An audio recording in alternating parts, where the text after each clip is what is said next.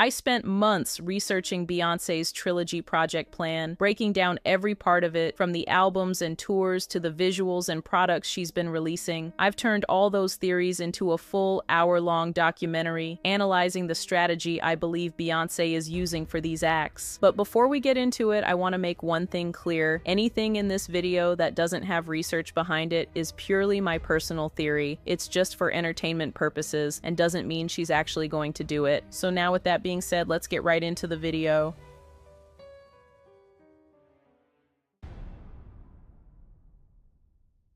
Will Act 3 be rock? Beyoncé is teasing that Act 3 might be rock. Could she be distracting us from the actual genre? Or is she dropping Easter eggs to tease the Beehive? There are many different opinions on what Act 3 could be. Rock, gospel, jazz, blues, or even a mix of genres. But fans have recently been speculating that it will be rock based on her posts and recent clues. So let's get into the evidence of this crime. First, we have Beyoncé accepting the Innovator Award at the 2024 iHeartRadio Music Awards. A lot of people noticed her shout out to Ms. Rosetta Tharpe during her acceptance speech.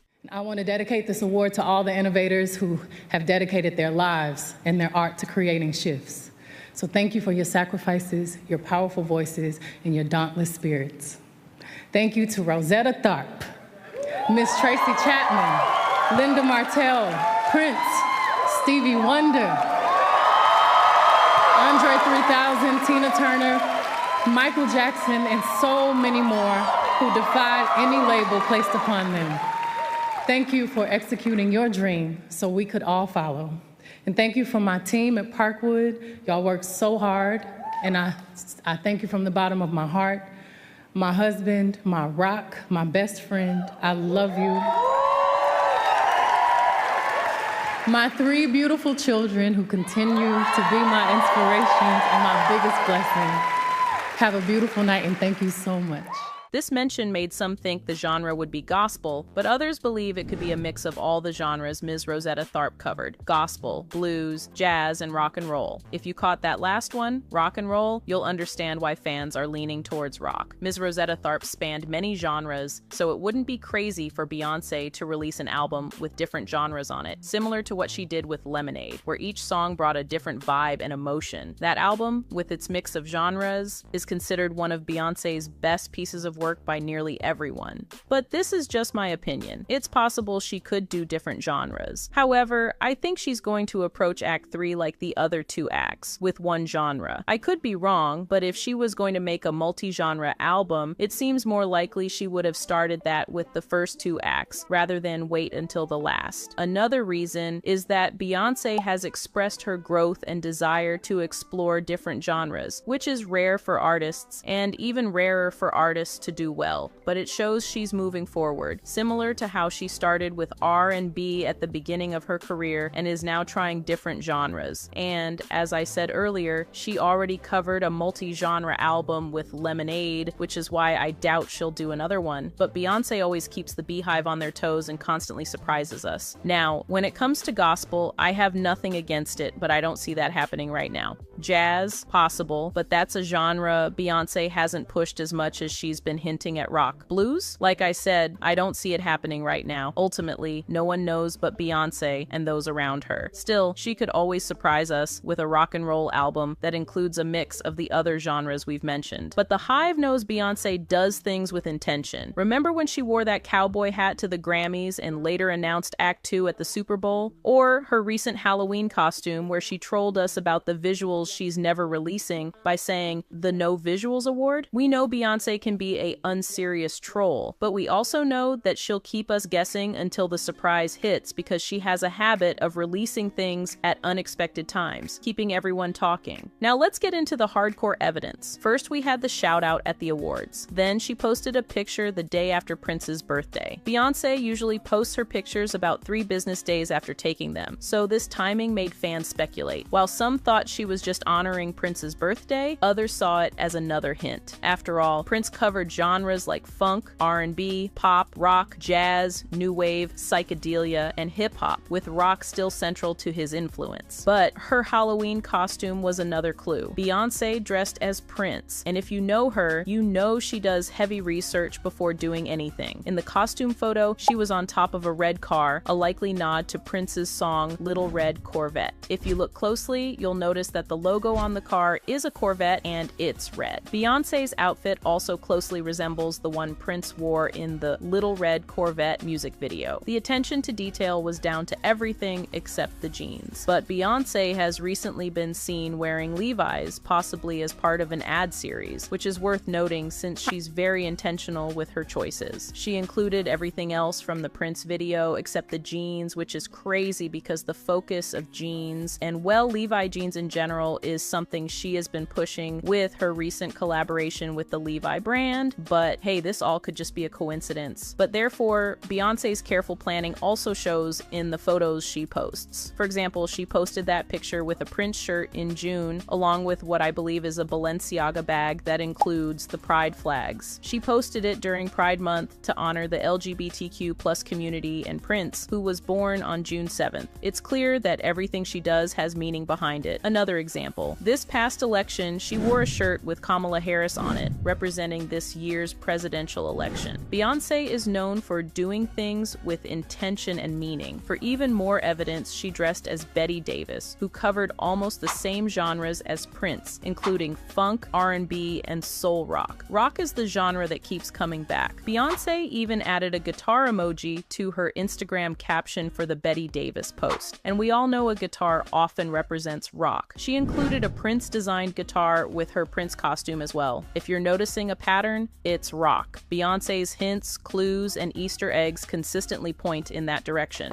And if that's not enough, she did something similar in her last two acts. If you want a video on that, comment below. For more clues, if you listen to Beyoncé's last two acts, each album flows from one to the next, like how Renaissance connects to Cowboy Carter. This includes her representation of the Chitlin Circuit, which provided a platform for African-American performers during the Jim Crow era. These artists performed blues, jazz, rhythm and blues, R&B, and rock and roll, genres largely founded by Black artists. If you know Beyoncé, you know she incorporates history, knowledge, and cultural significance into her work, which is a big part of why I love and appreciate her. She's fresh, unique, and constantly evolving, which is also why she's remained relevant for over 20 years. Another piece of evidence, she posted a half-face picture for her Prince Halloween costume pictures, and I noticed that also does half-face pictures with her last two albums, the back of the vinyl cases and album book for Acts 1 and 2. Plus, fans have noticed her using the Rockstar hand signal. Now, I looked up the Rockstar hand signal because I thought it included the thumb, but I found pictures with and without the thumb. So let me know in the comments which one you think is correct. Personally, I think it could mean rock and roll, but it's also a hand signal representing her hometown, Houston. Beyoncé has used it throughout her career, and Megan Thee Stallion has used it as well, but Texas has also played a big role in rock and roll. Speaking of Houston, let's not forget the Houston Rockets. Rock keeps coming up in connections to Beyoncé's recent and past work, but nah, that really doesn't have anything to do with this. I really just wanted to add that in there for fun. One piece of accidental evidence I came across one day while looking for a picture of Beyoncé with a star on her eye gave me my first hint that the genre could be rock, even before this other evidence emerged. I posted it on my X account, pinning it there until Act 3 is announced. This star eye picture led me to a similar image of Dolly Parton, who is also on Beyoncé's recent Cowboy Carter album, with a star on her eye and the word rock star below it. Dolly's last album was also a rock album. Beyoncé and Dolly Parton's paths have crossed through their genres. Dolly's goddaughter Miley Cyrus also has a track with Beyoncé on Cowboy Carter, and she's known for genre hopping like Beyoncé, which includes country. Rock just keeps coming up.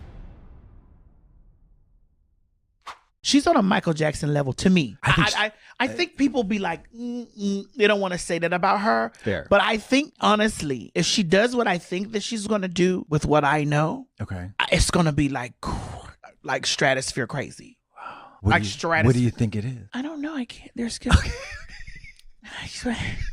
Picture this, it's 2022, Act 1 drops, and the world is set on fire, but we're still waiting for the next spark. Kind of like what fans are doing now, or was doing as soon as Act 2 dropped, by coming up with theories about Act 3. Because a trilogy this ambitious hasn't been attempted in music for decades, so leave it to Beyoncé to set the bar. And the 3 acts of Beyoncé's vision are more connected than we may think. Because Beyoncé isn't just dropping music, she's building a universe with these 3 acts. And Beyoncé's Renaissance tour, grossing over $579 million, is evidence of how great she truly is with her craft. But that's just Act 1. So imagine what's coming with Acts 2 and 3. So let's talk about Beyoncé's Acts trilogy. Yes, I said trilogy. Now, for anyone wondering what exactly a trilogy is, don't worry, I had to double check myself. It's a series of 3 connected works that tell a larger story. And honestly, doesn't a trilogy just sound so much more elegant than just calling them acts? I mean, when I first heard it was a 3-act project, I was like, okay, cool.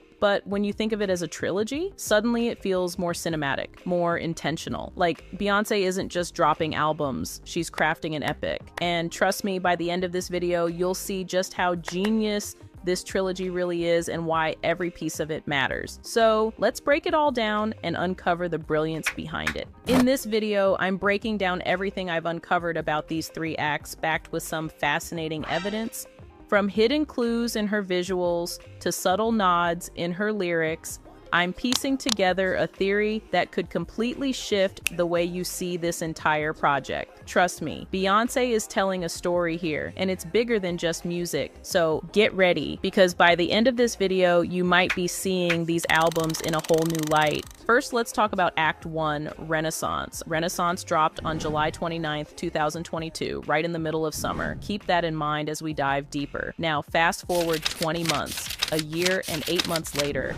Cowboy Carter dropped during the season of spring.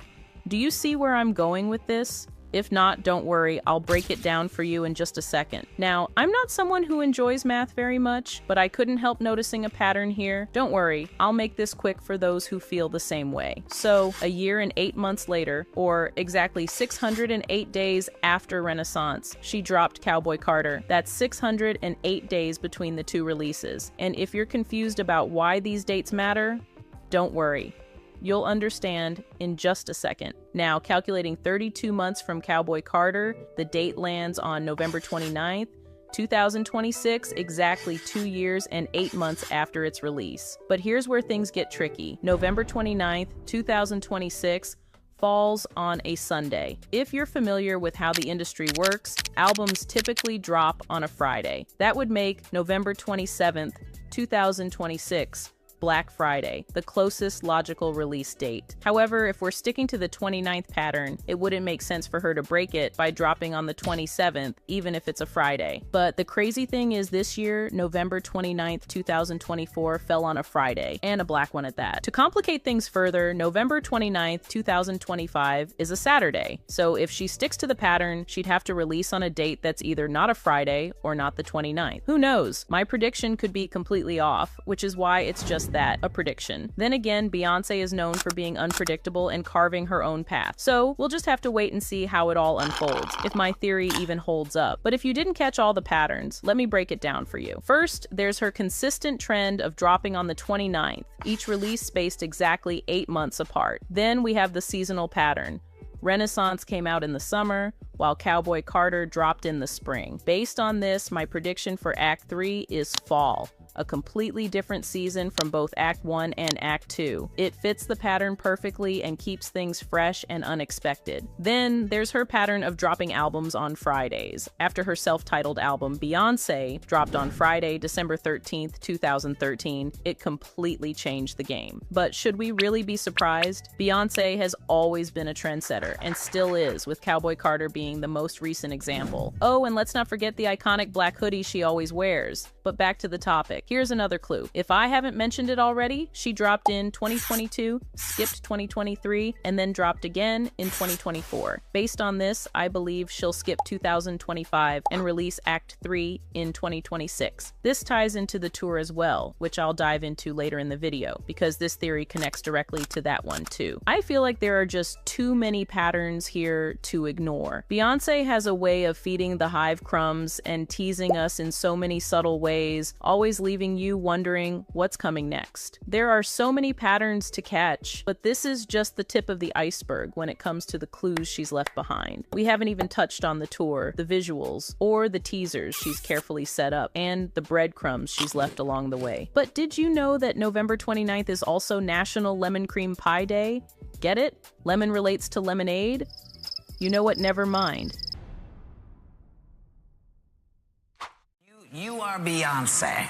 And now, as a fellow Hive member, I can admit when I'm wrong. After seeing your comments on the Act 3 Will Be Rock video and doing more research, I realized I was completely wrong about these albums being single genre. For the longest time, I thought Lemonade was the only album that was truly multi-genre. But as I reflect on it more, I'm starting to see that Beyonce has only gotten better at blending different genres into one cohesive sound. Now I understand why she called Cowboy Carter a Beyonce album. It was the one album people really tried to put in a box. But honestly, I think she could say the same thing about Renaissance and every other album she's released. Each one is unique, yet they all follow the same concept. Beyonce's ability to touch on every genre she incorporates and make it her own. That's what makes her artistry so powerful and timeless. And this is why I love the internet, because you can research, correct yourself, and learn from it. While doing my research, I discovered that not only is Lemonade, Renaissance, and Cowboy Carter multi-genre albums, but I Am Sasha Fierce, Beyonce's self-titled, and the Gift albums are also multi-genred masterpieces. And if you ask me, I'd say every Beyonce album is a Beyonce album, if you know what I mean. She even expressed in her recent GQ magazine interview that artists shouldn't put themselves in a box just because it's the norm, saying, "From the start of my career and on every album, I have always mixed genres, whether it is R&B, dance, country, rap, zydeco, blues, opera, gospel. They have all influenced me in some way. I have favorite artists from every genre you could think about. I believe genres are traps that box us in and separate us. I've experienced this for 25 years in the music industry. Black artists and other artists of color have been creating and mastering multiple genres since forever." Let's break it down. Dangerously in Love is a mix of R&B, pop, and soul with influences of hip-hop,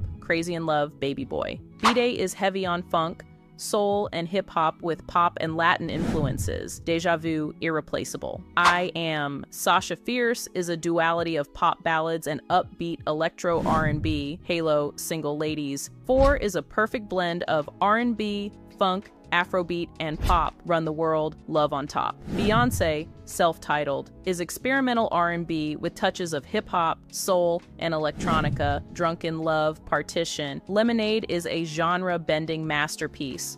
Rock, blues, country, R&B, and hip-hop, Formation, Daddy Lessons. Renaissance is disco, house, Afrobeat, and funk, fused into a cohesive celebration, Break My Soul, Cuff It. And Cowboy Carter is a bold mix of country, hip-hop, and classic Beyonce flair. Beyonce has consistently refused to be boxed in, and every album showcases her ability to mix and master multiple genres. That's what makes her artistry so timeless. With the self-titled album, Beyonce solidified her place among the greats. The blueprint she created became a foundation for other artists to follow, and that alone is a testament to her impact. It's also a perfect example of how Beyonce herself followed the blueprint of the legends before her. She expressed this beautifully in her iHeartRadio speech, where she thanked all the greats who paved the way for her. I want to dedicate this award to all the innovators who have dedicated their lives and their art to creating shifts. So thank you for your sacrifices, your powerful voices, and your dauntless spirits. Thank you to Rosetta Tharpe, Miss Tracy Chapman, Linda Martell, Prince, Stevie Wonder, Andre 3000, Tina Turner, Michael Jackson, and so many more who defied any label placed upon them. Thank you for executing your dream so we could all follow. But it doesn't stop there. It shows just how far back this lineage goes. Every artist who's come out has followed a blueprint while adding their own unique footprint to it. Successful people have said time and time again, study the greats, learn from them, and craft your own. Michael Jackson. Believe in yourself, study the greats, and become greater. And be a scientist. Dissect. No matter what. I mean, I don't care if the whole world is against you or tease you or say you're not going to make it. Believe in yourself. No matter what. No matter what. Some of the greatest men that have made a mark on this world were treated like that. And I think God plants little seeds through people on the earth. And I think you're one, I'm one. And I just love the great entertainers, the great performers, the great showmen. Yeah. The storytellers. And just watching them, you just mesmerized. Oh, yeah. You get caught up in it. I love it. This is everything I pieced together from my research. Not only am I putting it all together for you guys, but I'm also learning the history of music in its entirety. That's the point I was making in my Act 3 will be rock video. Beyonce is teaching us the history of not just music, but black music, and how it was sculpted into what it is today, and how it continues to evolve. This felt like a whole history class for me, and it only reinforced one thing. Beyonce is doing her job when it comes to her craft. It's not just about listening and enjoying the music, you're learning in the process too, which isn't easy to pull off. That's why when they ask, how would you like me to describe you? A legend in the making. A legend? Yeah. My response is simple. She's already there. And when someone says, You are Beyonce. then she has earned every right to say, And now, since we've already predicted that the foundation of the entire album might be rock and roll, the next step is to guess what different genres she might mix into it, just like she did with Cowboy Carter and Renaissance. Personally, I think she might blend elements of punk, funk, or even blues into the album. Imagine how that would sound. With this track record, it's safe to say Beyonce will bring something fresh and unexpected. That's the beauty of her artistry. Every album is a lesson in how genres can be reshaped and redefined. But I also wanted to add that I decided to do a little more research about the dates, and since the November 29th date didn't match up, I looked at all 12 months of the year of 2026 to find a month where the 29th falls on a Friday. Turns out May 29th is the only date that fits, so that's another potential date she could drop and still not break the cycle. Beyonce never does anything by accident, and her next big move might already be staring us in the face. So if you think Beyonce's story ended with Renaissance, think again. Have you ever wondered how she keeps us guessing and talking for years? It's the curiosity of it all. You never know her next move unless she wants you to, and that's what separates her from every other artist in the industry, her privacy. But if you think about it, Beyonce is the perfect example of how we should all keep people guessing. Don't announce your next move before you make it, like chess. We always seem to know what moves other artists make because they tend to announce them beforehand. And I'm not talking about promotion, but for anything they accomplish or even anything they drop, Beyonce knows how to separate the two. And let's not get it twisted. Beyonce will drop crumbs for us to figure out, but most of the time, we're way off. Sometimes it's her throwing us off track. Other times, it's her putting out clues for us to dissect, like I'm doing in this video. But the key is to wait until the moment is right to shock the world, to make haters gag, and Beyonce never fails to do that. But could outfits from her tour be the blueprint for what's next to come? Over a year ago, Beyonce had us mesmerized on the Renaissance tour, and to this day I still see looks from that tour I swear I've never seen before. Now, fans, including me, are decoding secrets from the Renaissance era, and one theory caught me off guard. A Hive member posted 3 of Beyonce's Renaissance looks, matching them with the perfume she's been dropping. Y'all, I was shocked, but I've got my own theories to add. Beyonce's consistency is unmatched because all of these fragrances starts the same but ends differently. And on top of that, it looks like her drops are related to her Renaissance looks, so there definitely could be a deeper meaning behind it all. But what else is a pattern here? Dropping on the 29th, different seasons, yearly cycles, even the timing of her tours aligns with these patterns. But I'll dive into that when we get to the topic of tours. Here's another theory. If Act 3 is a rock album and the next perfume perfume bottle is red, it could mean the Cowboy Carter era isn't over. If she tours next year, the red, white, blue color scheme from the album cover makes even more sense. But mark my words, Act 3's bottle will be black. Why? Because black is rock and roll's signature color. Even if Act 3 isn't rock, a black-themed album fits Beyoncé's vibe. Now, remember, these are just my theories. None of this is confirmed. I'm simply analyzing Beyoncé's work, because one thing about Beyoncé, she doesn't do coincidences. Some of y'all might be thinking, why are we talking about perfumes when there are albums to discuss? Well, according to Parkwood, Beyoncé is dropping a new fragrance every year. This means she's building a collection that ties to her albums and tours. In my opinion, these perfumes are as much a part of her artistic vision as the music. Trust me, I've spent hours researching this like a detective cracking a case. From outfits to transitions, I'm uncovering Beyoncé's hidden messages. Every theory leads to another clue, which is why Beyoncé's unpredictability and artistry stand out. Her past rollouts connect to her present and possibly her future. But one thing I also noticed is that Beyoncé promoted each fragrance on the same day, but in different years. What this tells me is that she's big on doing things around specific dates. For example, the first promotion video announcing Say Noir was coming dropped on October 24th, 2023. It was then promoted throughout the rest of October and into November, leading to its official release on November 28th, 2023. And that date looks familiar, doesn't it? It's close to the speculated Act 3 drop date, which I talked about in the Beyoncé's Move for Act 3 video, where I broke down all the significant dates in question. But wait, there's more to this pattern. Like, fast forward to Beyoncé's recent fragrance promotion for C'est Lumière. The announcement dropped on October 24th, 2024, was heavily promoted throughout October and November, and then officially released on November 25th, 2024. This newfound evidence inspired me to dig into Beyoncé's other business ventures, and I noticed a recurring theme. She either heavily promotes or releases products around this same time of year. Maybe it's just because the holidays are near, but still, it's wild how these dates align so closely to Act 3 speculation. It's like we accidentally uncovered another piece of evidence in her strategy. These patterns tell us a few things. The next perfume drop will likely follow the same timeline. Another reason she might drop around this time could be Black Friday and the holiday season. She's releasing album-related fragrances close to significant dates, and it's hard to believe this is just a coincidence. But Beyoncé once said, It's a tough time, and it's tough for the music industry. And, I'm an artist that tours. I'm an artist that makes albums. People don't make albums anymore. They don't make albums. They just try to sell a bunch of little quick singles, and they burn out, and they put out a new one, and they burn out, and they put out a new one.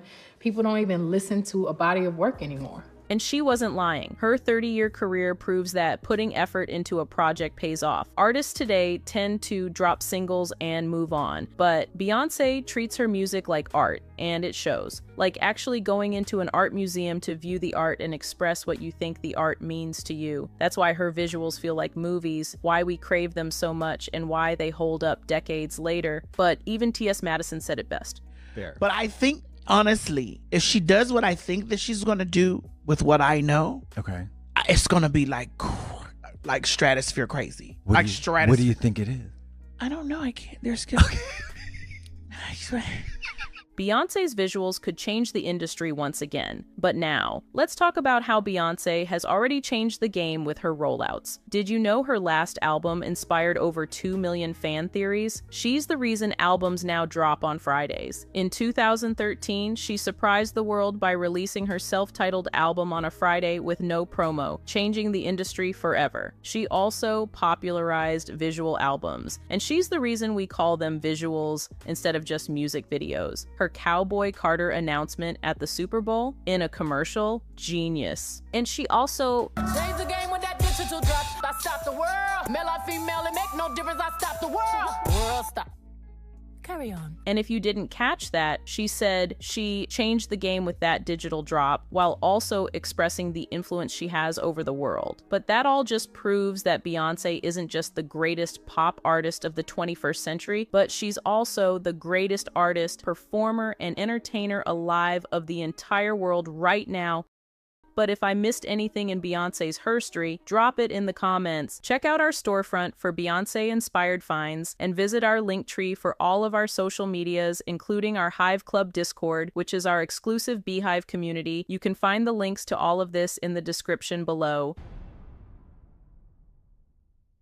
Now, for the moment we've all been waiting for, the tour. I couldn't wait to cover the tour and visuals. These topics have so much research behind them, and they connect to the album dates and everything else I've covered. That's why I saved visuals and tours for last. But I know there are probably so many questions when it comes to the topics of acts and tours. But let's start with the tours first. Like, what could Beyonce's Act 2 and Act 3 tours look like? Since Beyonce came out with a disco horse for Renaissance, do you think she'll use a white horse for the Cowboy Carter tour or a black horse for Act 3? And the biggest question is, how will Beyonce top the Renaissance World Tour? And if you thought her last tour was iconic, wait until you hear these theories. Now, I don't have theories about how the tour will go because that's something we just won't know until it happens. But I do have theories and evidence about when I think she'll go on tour, and way more that you don't want to miss. So since you've made it this far, why not stick around? But first, let's get to Act 1. But before we get into what's next, let's talk about some Act 1 facts. A lot of the Beehive is still stuck in that era, and honestly, who could blame them? That era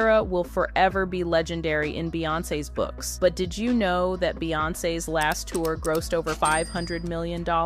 So I guess the question is, will Act 2 surpass that? And if you didn't know about Beyonce's influence, her tours also attract fans from over 100 countries. So the exciting thing is that Act 2 Beyonce could probably break her own tour record plus more in the future. And let's not forget Act 3, since it's set to be the final act. During her Renaissance tour, Beyonce performed for over 2.5 million fans. So what could Act 3 possibly bring? It's entirely possible that both the Cowboy Carter and Act 3 tours could outdo the Renaissance tour, especially Act 3, being the grand finale of her trilogy. Fans who missed her previous tours will likely seize this opportunity before Beyonce takes what might be a long break from the public eye. Because unlike many artists who tour every year or every other year, Beyonce tours feel rare and significant. She typically only tours after dropping an album, and with 3 acts in this series, we know this could mean an extended hiatus afterward. More tours in the lineup would reassure fans that they'll have another chance to see her live. But with Beyonce, it's never guaranteed. She spaces her tours out over years, making every one of them feel like an unforgettable event. That said, this is all speculation, if she even decides to tour again.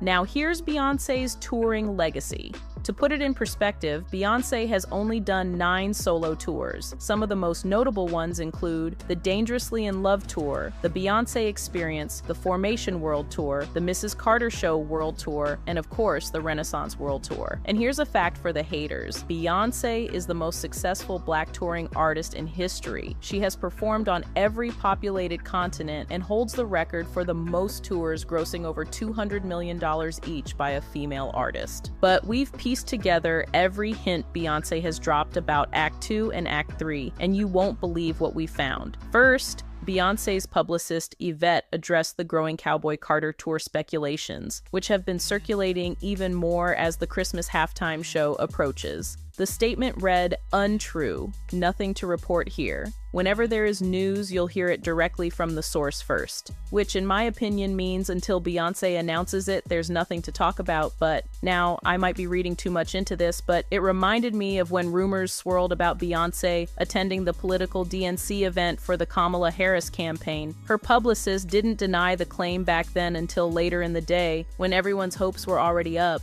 And what happened? Beyonce didn't show. I heard that Beyonce's going to be at that debate. We'll all be sitting around the table covering a debate here for long. Well, it won't be long. Debates of the... Well, all week long, we've been able to peer in right behind the stage and see all of the speakers who were coming up, see some of the backstage interactions. And just a couple of minutes ago, that blue curtain came down, to use a Democratic parlance, a blue wall, if you will, which now blocks our ability to see what's happening backstage. And then separately, I've been getting lots of signals from people who are saying that there is a very special surprise guest, and we want to be very careful about not going too far. We have had sources that have told us it is Beyonce. We have had sources that have said it is not. It is one of the biggest rumors of the evening. evening. And of course, the song Freedom is one of the issues that has been a playlist already, whether a DJ is spinning it or people are doing the lyrics. That, of course, is Beyonce's song. And one of the big questions is, will she be here tonight? The blue curtain, the blue wall. We're right at the edge of just lunacy. I got to say, Lester, if it's not Beyonce, I hope they're going to deliver Taylor Swift or something. They better come up with someone, because the anticipation in this room and this rumor has persisted all day. People have been stopping me like I know something. I know. But then there was the Houston rally, and those allegations weren't debunked at all. In fact, Beyonce actually showed up to give a speech. But fast forward to now, her publicist quickly shut down the rumors about Beyonce going on tour. However, they added that if there is a tour, don't believe the rumors unless Beyonce says something. And honestly, that sounds like a move Beyonce would make. Throwing us off on purpose, because after she trolled us about the visuals on Halloween, everything she does is trolling at this point. And I'll get deeper into why I think like that when we get to the visual conversation, but I can't seem to take her serious on top of her being known for hiding Easter eggs right in front of us. And I also want to mention that her publicist recently made another statement saying it's untrue and that her performance will not be 20 minutes, in response to rumors about her set being extended for the Christmas halftime show. Plus, with a quick research, the NFL halftime shows are typically 13 minutes long, and I'm not saying that it's impossible for them to extend it, but let's be real, football games run on a tight schedule, especially for huge shows like this, especially with Beyonce involved and the world tuning in. They have ads to play, the rest of the game to finish, and don't forget the field cleanup after the halftime performance. Even with pre-game ads running to fill gaps, stretching the halftime show would still be tricky in my opinion, but not impossible. And not only that, but I also think she's been teasing the tour name right in front of our eyes this entire time. Take this website, bencountry.com. From the name alone, she's letting everyone, especially the haters, know that country isn't new to her. She's been country. So it would only make sense for her to prove that point by naming the tour after it. Also, I have to add, this theory came to me out of nowhere, but remember her first halftime show announcement, the one where she revealed that she will be performing on Christmas, but what I noticed was that the license plate on the car she's standing on, it says Ben Country. And like I always say and have been saying, when you spot a pattern with Beyonce, it's usually a clue to something bigger or more. Now, shifting gears to my tour theory, I think Beyonce might be following a similar timeline to the Renaissance album. As we've seen, Beyonce loves date matching. She dropped the Renaissance tour dates in February 2023, so it's totally possible she could do the same for 2025. But I'm speculating that she could announce the tour during the halftime show because, let's face it, that would be the perfect moment, because remember when she announced the album during the Super Bowl with a commercial? Well, this commercial from United Airlines also could be a clue, because they dropped a Renaissance-coded commercial that included footage from the Renaissance tour along with a plane. Now, we know this could just be for promotion, but it could also represent how fans fly to another state to see a show, or even multiple shows. As soon as this ad dropped and rumors started swirling, the rumor was later denied by Beyonce's publicists, which we previously showed, and not only that, but she also added that if it didn't come from the source, then it's not true. This could also correlate to Beyonce not confirming it yet, but still teasing the hive. But even if Beyonce had nothing to do with this ad, it would still be genius, because fans are already wondering if a tour is going to be announced. So putting this ad out right now of all times is brilliant. But learning from her dropping the album date during a Super Bowl commercial, I never underestimate Beyonce's moves, and this doesn't sound too unrealistic. But on the other hand, there also was a Pinterest commercial with Beyonce coded Cowboy Carter and Renaissance attire, but maybe these are just teasers to make us think certain things. But it sounded like her publicist was trying to tell us, but without telling us by denying it, then finishing it off with, if it wasn't confirmed by B or her team, then it's not accurate. But if you really pay attention to this commercial, I noticed watching it, the woman in the footage goes from blue jean, which could stand for something like the Levi brand, which Beyonce has also recently recorded a commercial for. So that also makes me think that these commercials are connected in a way, like how Beyonce connects everything with her projects. But then the woman switched into silver attire to represent the Renaissance theme, and later into regular cowboy attire. And this is the point where I noticed something. The theme changed into black, and that could also be another clue that Act 3 could be rock, because it happened during the third outfit switch, where the color theme was black, which feels like another intentional hint that rock could be next. But then I noticed how they added gold at the end, and this could either hint at something else entirely or be a way to throw the public off by introducing another theme and color that could fit into this category of clues. But let's take a look at Beyonce's timeline again. The Renaissance album dropped on July 29th, 2022. The Renaissance tour followed in the summer of 2023. Then the Cowboy Carter album dropped on March 29th, 2024. So do you see the pattern here? An album one year, a tour the next. If this holds, we could expect an Act 2 tour in the summer of 2025. And I say the summer of 2025 because in Beyonce's GQ magazine interview, she said, "I build my work schedule around my family,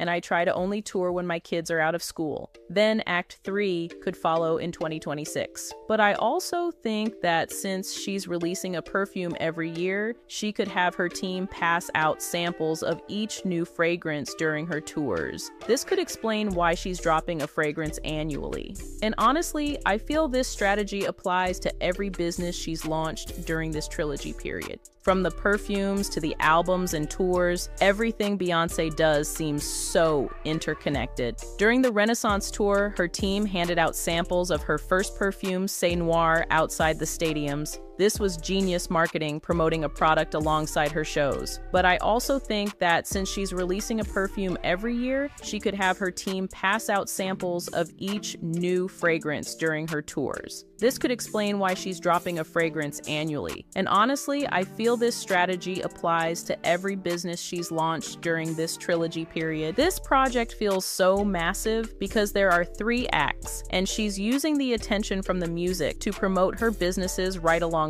the albums. It's a smart business move, in my opinion. If she keeps this up, we might see a new fragrance drop with every album and tour. By the end of the trilogy, fans could have a full collection to choose from. What do you think? Will Beyonce stick to these patterns, or will she surprise us with something completely unexpected? Let me know in the comments below.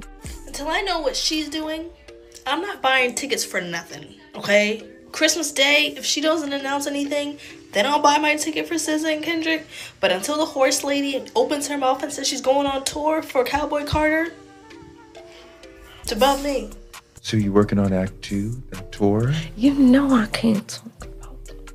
You can do anything you want to do. You know I can't talk Just about blink it. if you're already working on it. Just she's not blinking. I'm not telling you nothing. Wow, we could tell her the national secrets. She could get captured. She ain't telling nothing. I don't Mama know I nothing. don't play about her. I don't know nothing. What? I don't know. You must be in rehearsal, right? I don't know. You know. Because y'all going on tour next year, right? Are you busy next year? You know. Why are you trying to get me in trouble? Do you have a cowboy hat? Do you have 10? You know, I got my cowboy shoes. You know, I kind of look kind of cowboy now, but I got everything. You know, I can't. You're good though. You're good though. The trust is deep because you're good. Everybody talking about they don't have the money for a Beyonce tour. I don't have the money for a Beyonce tour. But why I know if she announces a tour, y'all all gonna find the money. Y'all all gonna find the money. And 2 hands to heaven. Cause I know I'm gonna have that $675 in my account when it's announced, okay? Okay!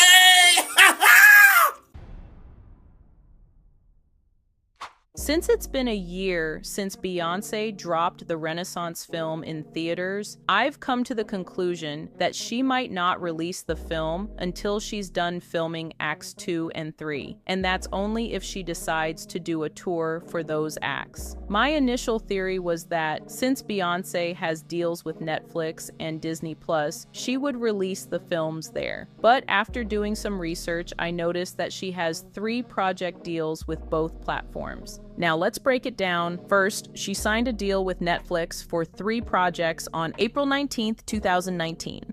That was after she dropped the Homecoming film on April 17th, 2019, which counts as one project in that deal. So I think her upcoming Christmas halftime show might be the second project. But now, here's where my theory comes in. If she tours for all 3 acts and records tour films for each of them, she could release all 3 on one platform once they're completed. I initially thought that platform would be Netflix. But if the halftime show is part of the Netflix deal, that leaves her with just one more project to fulfill the agreement. But here's the real question. Could the Renaissance film and tour be the final project in her Netflix deal? And if so, could she be waiting until all 3 acts are released to drop it? But then there's her Disney Plus deal, which started in June 2020. She released Black is King on July 31st, 2020, which was one project. And now, Mufasa, The Lion King, will most likely be the last project in that deal. So, this complicates my theory. If she has these deals in place, which platform would she choose for the Renaissance visuals? While Disney Plus could work, it leans more toward a younger audience vibe, but I could still see Renaissance on Disney Plus because of its stunning visuals. Now, if I had to guess when she might release the visuals, and not saying she will, but I'd say she'll wait until all of the acts are done, and if she wanted to release the Renaissance film earlier, she probably would have dropped them on the 1-year anniversary of the tour or on December 1st, which marked the 1-year anniversary of the film's theatrical release. But again, these are just my personal theories and thoughts. Now, if you didn't catch it in the beginning where Beyonce did her finger gun, does that look familiar to you? Because it did to me. And if you don't know or didn't remember, Beyonce did this in her Texas Hold'em visualizer. And since she's known for dropping clues, do you think this is a clue? And she will include Texas Hold'em in her performance? So let me know in the comments what you think she's going to perform at her Christmas halftime show.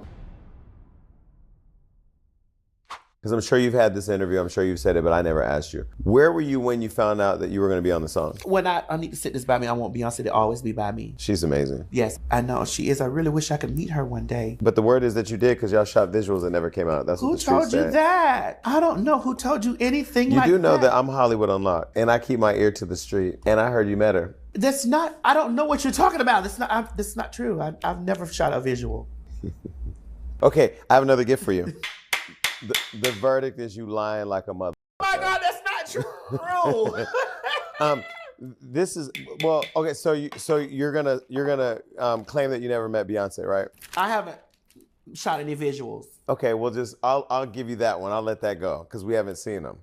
And if there is indeed some Beyonce visuals out there somewhere, I just know that Jason Lee is not going to let T.S. Madison forget what she said in this interview. But could the visuals be done already? I'll let you know why I think this might be the case in a second. But one thing I've noticed with Beyonce is her love for visual albums. She's not the type of artist to drop 1 or 2 music videos before the album release. She loves to give us the full project first, then pair it with a visual album, essentially giving her fans a movie experience, or at least that's what it feels like. Like, for example, the way Beyonce transitions into Partition on her self-titled album, and if you haven't listened to it, it's on Apple Music. Also, everything related to this album will be in our storefront link in the description, but let's not forget the underrated masterpiece, The Gift, where she made an extended cut of Bigger in Spirit transitioning into each other, and you can see those visuals connect on her YouTube channel. But this same pattern applies to her Renaissance and Cowboy Carter, with each song transitioning into the next, better yet, each album transitioning into the next one, but it feels like she's taking this concept to a whole other level by creating 3 distinct acts, each transitioning into the next. There, I said it. That's my theory. Judging by what T.S. Madison mentioned in her interviews and everything Beyonce herself has hinted at, I feel confident in this theory. Now let's talk about evidence. First, she jokes about the visuals. Second, her songs and albums transition smoothly. And lastly, the quality gives movie all the way, but this is another reason I think she's saving the visuals for last. I even theorized that the visuals could be done already because Beyonce has always expressed and shown that she works ahead of time. And by the time we get the finished product, she's already been sitting on it for years. But now let's get back into my theory about how I think the visuals will be released and how I believe T.S. Madison's previous comment before this one ties into this. She hinted at how what Beyonce is doing with the visuals could truly be iconic, and if we are thinking alike, then she could be right. And here's the thing, when you try to listen to a random song from Renaissance, it just pulls you back to the beginning. Then you have to start from the top and work your way down the track list. That's exactly how it was for me when Cowboy Carter dropped. And I couldn't just jump into it, I had to go all the way back to Renaissance first, just to feel that smooth transition into Cowboy Carter. Now here's my thought in full detail. Beyonce's albums, music-wise, have always had such smooth transitions. And I mean smooth.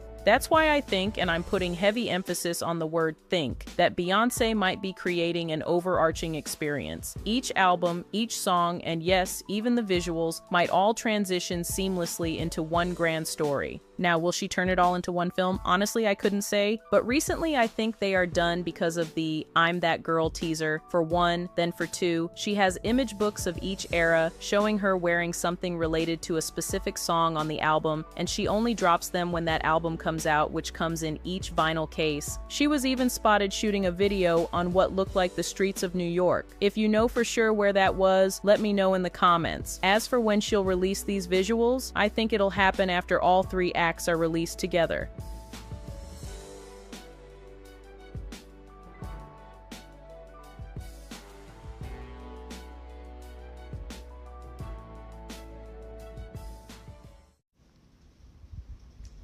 What's up, y'all? I know y'all seen this, and if you hadn't, read. I'm not moving.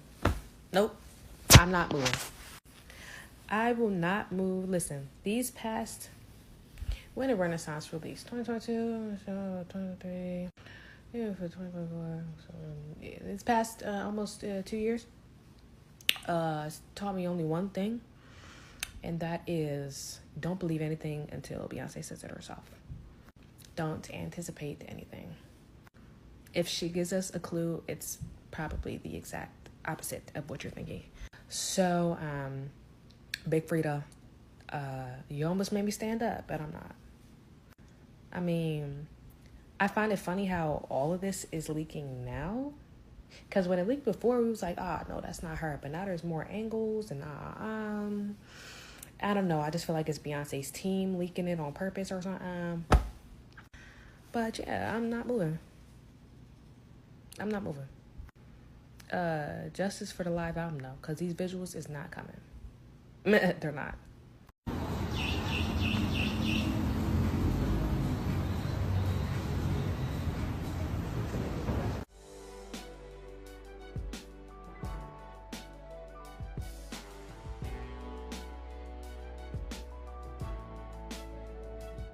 Beyonce is currently trending on Twitter after someone allegedly leaked behind-the-scenes music video footage for the Break My Soul song. If you guys don't know, fans have been speculating Beyonce is holding out on releasing the Renaissance visuals.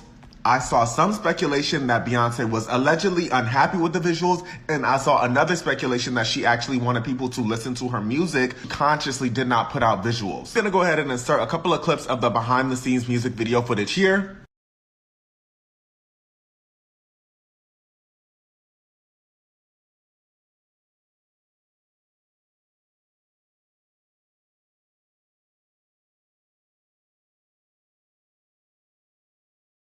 These were some of the looks that were featured in a little bit of the cinematography, the background video footage of her tour. And if I'm not mistaken, this look also appeared in her Renaissance movie as well. Until then, I guess fans are gonna have to settle for the Renaissance movie and settle for these leaked behind the scenes clips.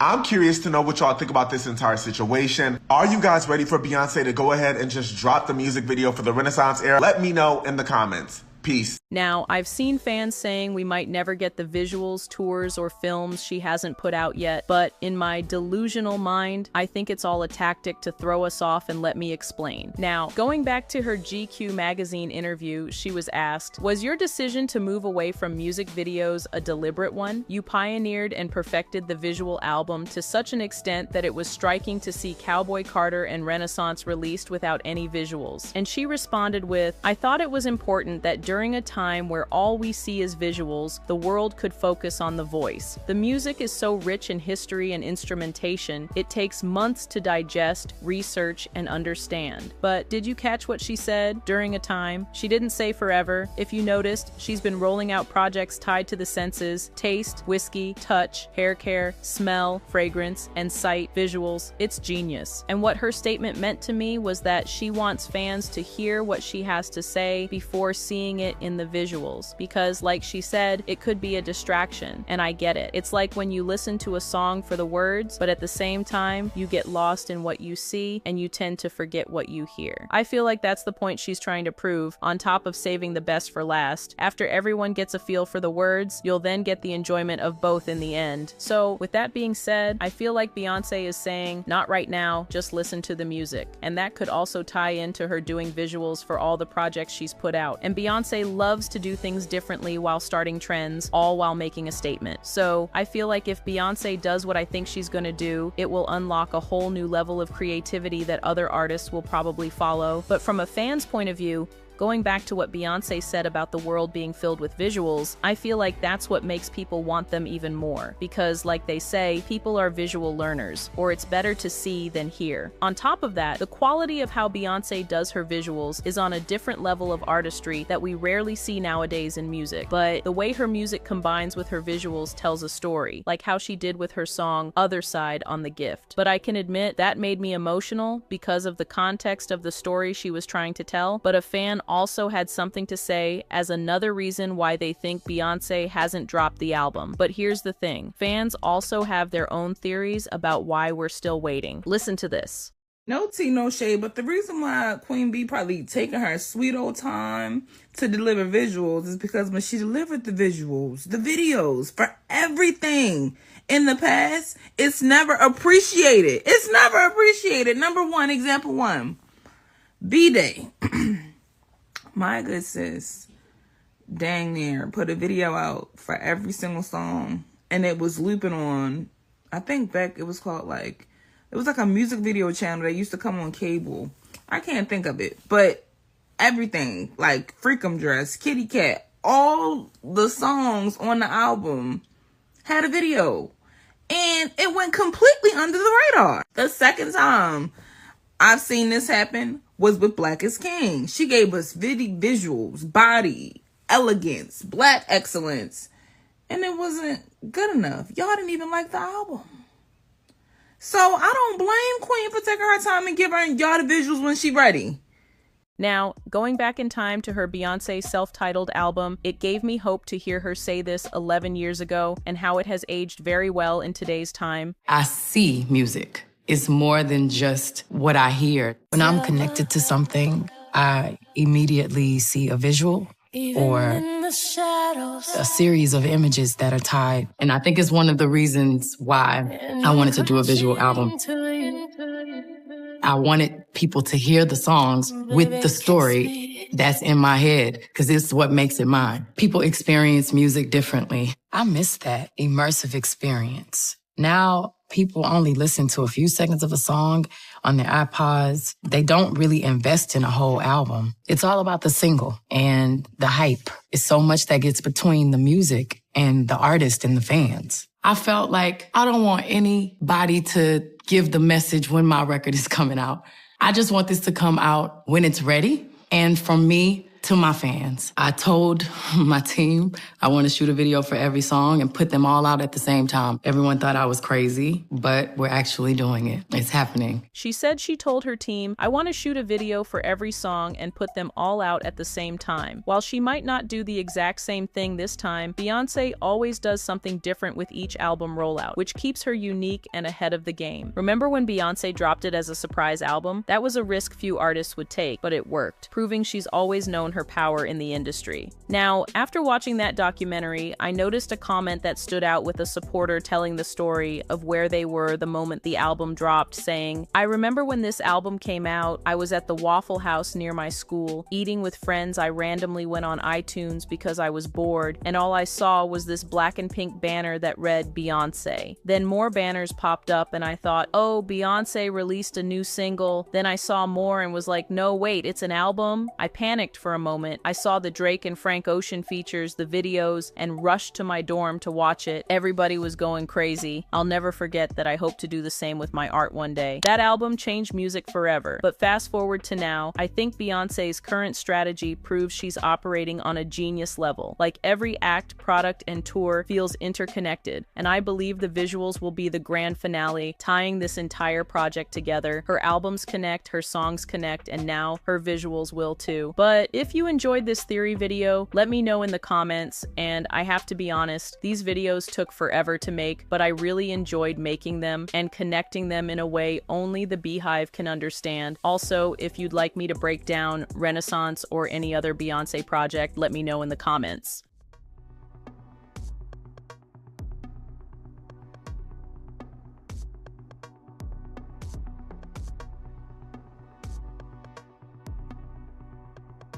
It's the 10-year anniversary of Beyonce's first visual album, and while the world is still waiting on the Renaissance visuals, I thought it would be important to revisit the response to her last visual album, Black is King. Black is King is a visually stunning film celebrating African culture, heritage, and identity. It featured African artists like Tiwa Savage and Burna Boy alongside American artists like Pharrell and Kendrick. So Black is King and the album The Gift was truly a gift meant for primarily Black people.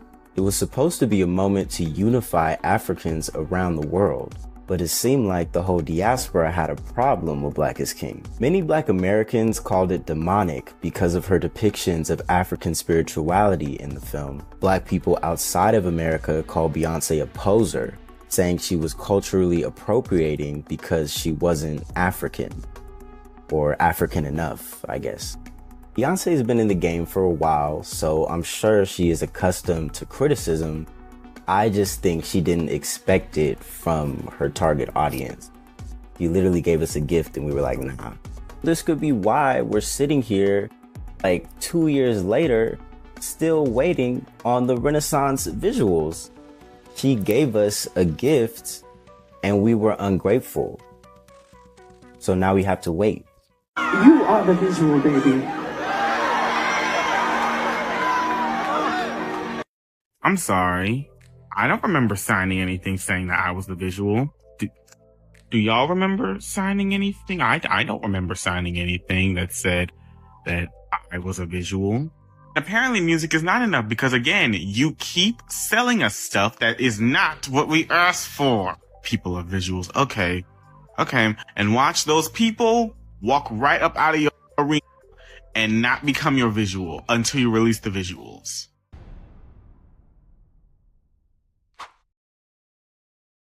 Click here for our next Beyonce video.